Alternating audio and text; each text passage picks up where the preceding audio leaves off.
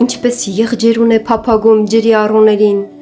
այնպես էլ իմ անձը փափագում է քեզ, ով Աստված։ Իմ անձը ծարավ է Աստծուն, կենդանի Աստծուն։ Երբ պիտի գամ եւ երևամ նրա առջև։ Իմ արտասուքը գիշեր ու ցերեկ հաց եղավ ինձ համար, որովհետև ինձ ամեն օր ասում են. «Ո՞ւր է քո Աստվածը»։ Այս բաները ես հիշում եւ հոգիս հեղում եմ ինձանում, որ բազմության հետ անցնեմ ու նրանց հետ գնամ մինչև Աստծու տուն, տոնահանդես անող ամբոխի հետ, օրհնության եւ գովասանության ձայնով։ Ինչու ես տրտում, ով իմ անձ, եւ խռոված ես ինձանում։